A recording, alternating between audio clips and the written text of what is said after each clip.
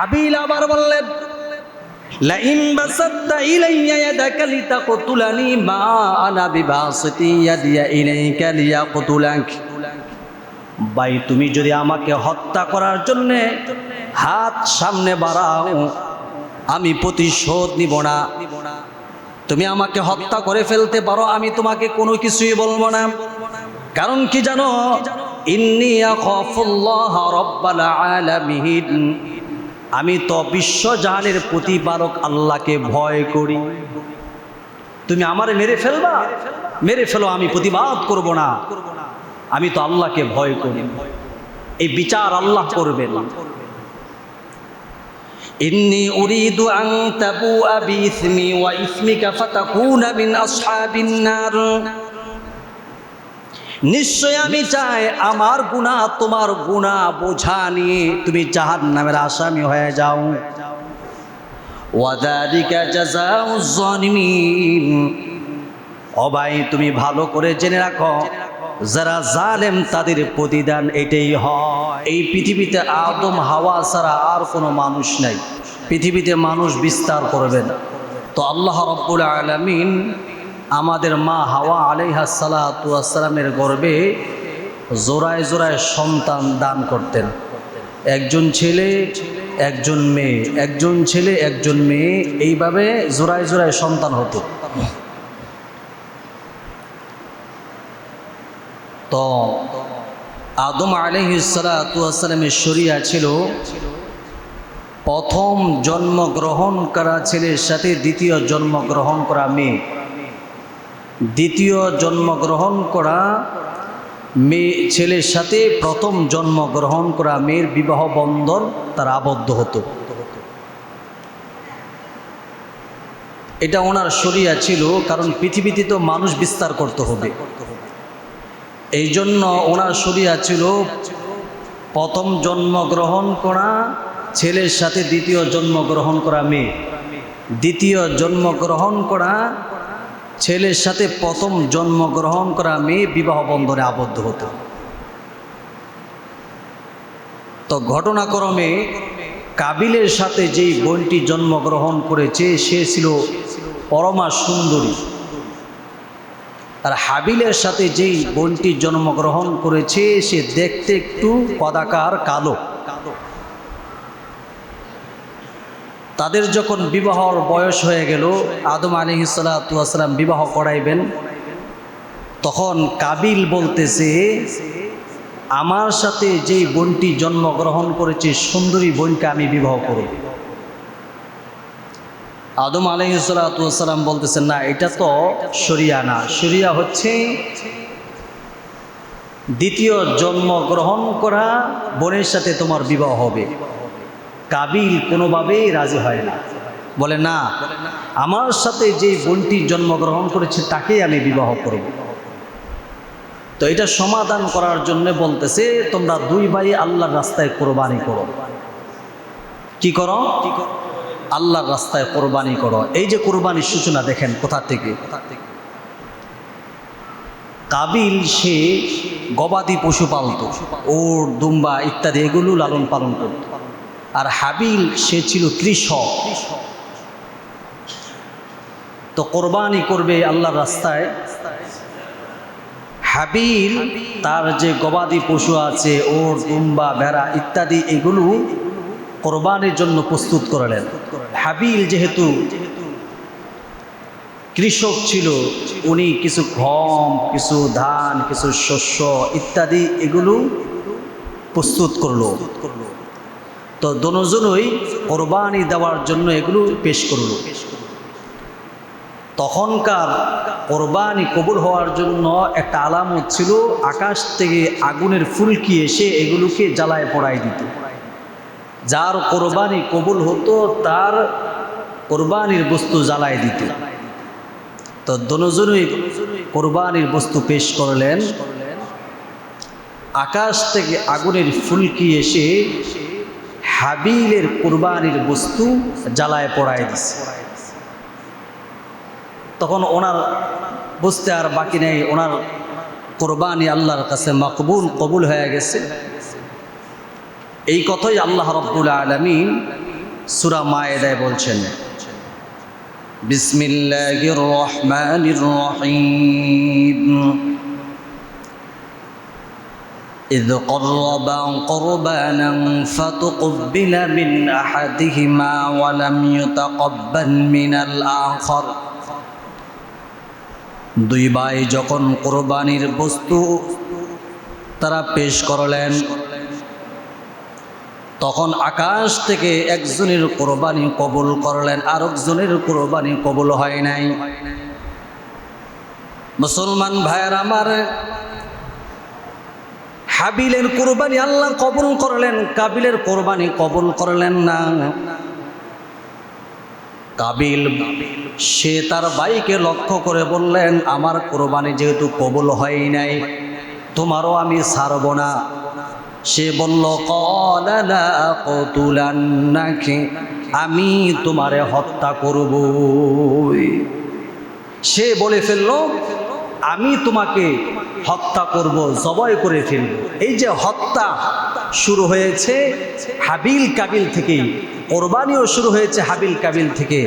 এখনো আমাদের সমাজে হত্যা দর্শন আছে না নাই? হাবিলকে আমি তোমাকে হত্যা করে ফেলব, ক্বালা লা আকতুলান্নাক, আমি তোমাকে হত্যা করে ফেলব।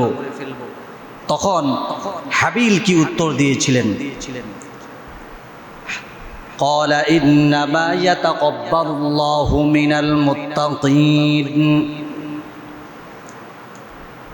হাবিল তার ভাইকে ডাক দিয়ে বলে, নিশ্চয় যারা মুত্তাকি তাদের কুরবানি তো আল্লাহ কবুল করবেন। তোমার অন্তর ভালো না, এই জন্য তোমার কুরবানি আল্লাহ কবুল করে নাই। তোমার অন্তর ভালো না, নিয়ত শুদ্ধ না, তোমার নিয়ত হলো আমার সুন্দরী বোনকে তুমি বিবাহ করবা, এই জন্য তুমি কোরবানি দিয়েছ। আর আমার কোরবানি হলো লোক দেখানো কোরবানি না, আল্লাহ যদি কবুল করে তাহলে আমি বিবাহ করব। হাবিল তার ভাইকে ডাক দিয়ে কয়, ইন্নামা ইয়াতাকাব্বালুল্লাহু মিনাল মুত্তাকিন।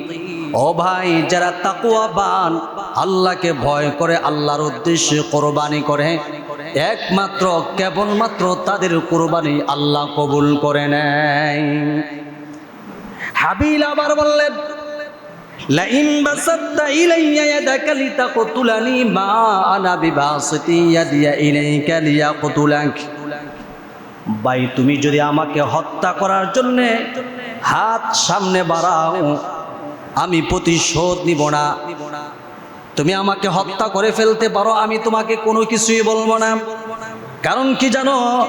ইন্নী আখাফুল্লাহ রাব্বাল আলামিন, আমি তো বিশ্বজাহানের প্রতিপালক আল্লাহকে ভয় করি। তুমি আমারে মেরে ফেলবা, মেরে ফেলো, আমি প্রতিবাদ করব না। আমি তো আল্লাহকে ভয় করি, এই বিচার আল্লাহ করবেন।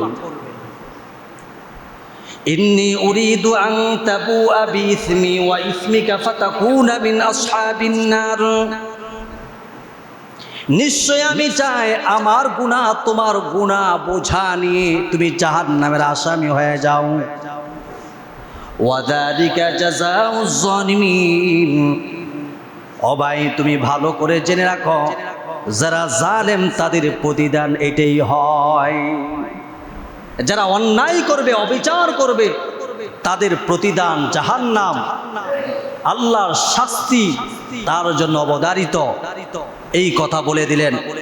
সম্মানিত হাজরিন, যখন হাবিল এই কথাগুলো বললেন, কাবিল আরো তেলে বেগুনে বেজে উঠল। সে তো সিদ্ধান্ত নিয়েই নিয়েছেন তার ভাইকে হত্যা করবেন। আর হাবিল পরিষ্কার জানিয়ে দিলেন, ভাই তুমি আমাকে হত্যা করলো, আমি প্রতিবাদ করব না, এই বিচার আল্লাহর কাছে দিলাম, আল্লাহ করবেন। فطوعت له نفسه قتل أخيه فقتله فأصبح من الخاسرين। এক পর্যায়ে যখন কাবিল তার ভাই হাবিলকে হত্যা করে ফেলল, জবাই করে ফেলেছে, এখন এই লাশ কি করবে? কারণ ওই সময় তো কোনো খুন খারাপিও দেখে নাই। একজন মানুষকে হত্যা করার পর যে মাটি চাপা দিতে হয়, একজন মানুষ মারা যাওয়ার পর যে তাকে কবরস্থ করতে হয়, তখন তো তারা কিছুই জানতো না। ওরা তো প্রথম মানুষ। ভাইকে মারার পর লাশ পড়ে আছে রক্ত মাখা। এখন কি করবে? লাশ থেকে দুর্গন্ধ বের হবে। তখন আল্লাহ রাব্বুল আলামিন আসমান থেকে একটা কাক পাঠিয়ে দিলেন। আল্লাহ সেই কথা বলছেন, ফাবাআসাল্লাহু গুরাবান ইয়াবহাতু ফিল আরদি লিয়ুরিয়াহু কাইফা ইউয়ারি সাওআতা আখিব। আল্লাহ রাব্বুল আলামিন আসমান থেকে একটা কাক পাঠালো, এই সে যেন কাক থেকে শিক্ষা গ্রহণ করে। ওই কাক পৃথিবীতে এসে মাটি খুঁড়তেছে। এই দৃশ্যগুলো আবার কাবিল স্বচক্ষে দেখেছেন যে একটা কাক মাটি খুঁড়তেছে, কি যেন রাখতেছে। তখন সে অনুতপ্ত হইল। সে বলল, ক্বালা ইয়া ওয়াইলাতা আ'জাজতু আন আকুনা মিছলা হাযাল গুরাবি ফাহুয়া রিয়া সাওআতা আখি ফাসবাহা মিনান নাদিমিন। তখন কাবিল অনুতপ্ত হইয়া বলতেছে, হায় হায়, আমি তো কাকের চাইতে অদম হয়ে গেছি। একজন মানুষকে মেরে কিভাবে তাকে কবরস্থ করতে হয় সেই জ্ঞান তো আমার নাই। আজকে কাক থেকে আমার শিক্ষা নিতে হচ্ছে। ওই কাক মাটি খুঁড়তেছে, সাথে সাথে এই দৃশ্য দেখে সে মাটি খুঁড়ে তার ভাইকে সেখানে রাখলো। সে অনুতপ্ত হলো, হায় আফসোস, আমি আমার ভাইকে মেরে ফেললাম, এতটুকু আমার জ্ঞান নাই, আমার ভাইকে মেরে আমি কি করব। সম্মানিত হাজিরিন, তো আমার এই ঘটনাটা বলা মূল মাকসাদ নয়। আমার মূল মাকসাদ হলো কোরবানি। এটা নতুন কোনো ইতিহাস নয়, এটা পৃথিবীর সূচনা লগ্নের থেকে কোরবানি এসেছে। তবে আমাদের কোরবানি আর তাদের কোরবানির মাঝে পার্থক্য হলো, আমাদের কোরবানি সুন্নাত আবিকুম ইব্রাহিম, আমাদের জাতির পিতা হযরত ইব্রাহিম আলাইহিস সালাতু ওয়াস সালাম থেকে এসেছে। প্রিয় হাজিরিন, আপনারা সকলে ইতিহাস জানেন। এই তো জিলহজ মাস চলছে, জিলহজ মাস চলছে। এই জিলহজ মাসে ভালোবাসার পরীক্ষা নিয়েছেন হযরত ইব্রাহিম আলাইহিস সালাতু ওয়াস সালামের কাছ থেকে, যে ইব্রাহিম, আমি তাকে সন্তান দান করলাম, সেই সন্তান পেয়ে আমি আল্লাহকে ভুলে গিয়েছি কিনা এই ভালোবাসার পরীক্ষা করেছেন। ইতিহাস বড় লম্বা, সংক্ষিপ্তভাবে বলছি। ইব্রাহিম আলাইহিস সালাতু ওয়াস সালামের কোনো সন্তান হয় না। ৮৬ বছর হয়ে গেল। আল্লাহর নবী ইব্রাহিম পয়গম্বর আল্লাহর কাছে দোয়া করলেন, রব্বি হাবলি বিনাস সলিহিন। আল্লাহ, প্রায় ৮৬ বছর হয়ে গেল, এখনো একটা সন্তান হয় না। ও আল্লাহ, তুমি আমাকে একটা সলেহ সন্তান দান করেন। ইব্রাহিম পয়গম্বরের দোয়া কবুল করলেন ৮৬ বছরে। একজন নবী ৮৬ বছরে দোয়া কবুল করলেন। তো আমরা ২-৩ বছর দোয়া করেই আমরা ক্লান্ত হয়ে যাই, আল্লাহ আমরা দেয় না।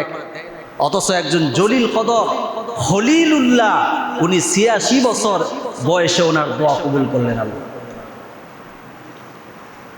আল্লাহ রাব্বুল আলামিনের কাছে দোয়া করলেন একটা সলেহ সন্তানের জন্য। আল্লাহ রাব্বুল আলামিন সন্তানের সুসংবাদ দিলেন, ফাবাশশারনাহু বিগুলামিন হালিম। ইব্রাহিম পয়গম্বরকে আল্লাহ রাব্বুল আলামিন একজন হালিম সন্তানের সুসংবাদ দিলেন। সন্তান যখন পৃথিবীতে আসলো, ইব্রাহিম পয়গম্বর সন্তানকে কোলে নিয়ে নাকে মুখে চুমু খায়। আল্লাহ রাব্বুল আলামিন এই মাঝখানে ইব্রাহিম পয়গম্বরকে বড় একটা পরীক্ষায় ফেলে দিলেন। দেখি ইব্রাহিম তার সন্তানকে পেয়ে আমি আল্লাহকে ভুলে গেছি কিনা। কোন তাফসিরে কিতাবের মাঝে আসছে, ইব্রাহিম আলাইহিস সালাতু ওয়াস সালামকে প্রায় 40টার মতো বড় বড় পরীক্ষা করেছিল। সব পরীক্ষায় পাশ করছে। জোরে কোন মারহাবা।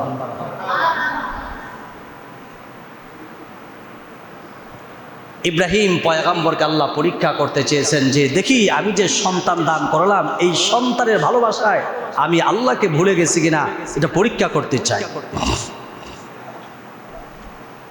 কি পরীক্ষা মুসলমান ভাইয়ের আমার? আল্লাহ রাব্বুল আলামিন একদিন রাত্রে স্বপ্ন দেখাইলেন, ইব্রাহিম তুমি তোমার সন্তানকে কোরবানি করো। ইব্রাহিম পয়গম্বর মক্কার পথে রওনা দিয়েছেন। কোলের ইসমাইল, ছোট্ট ইসমাইলকে মার সাথে মক্কায় বনবাস দিয়ে আসছিলেন। আল্লাহর হুকুম যখন হয়ে গেল তুমি তোমার সন্তানকে কোরবানি করো, ইব্রাহিম পয়গম্বর সন্তানকে কোরবানি করার জন্য মক্কার পথে রওনা দিয়েছেন। সেখানে গিয়ে দেখেন এখন আর মরুভূমি নাই, জমজমের কূপ চালু হয়ে গেছে।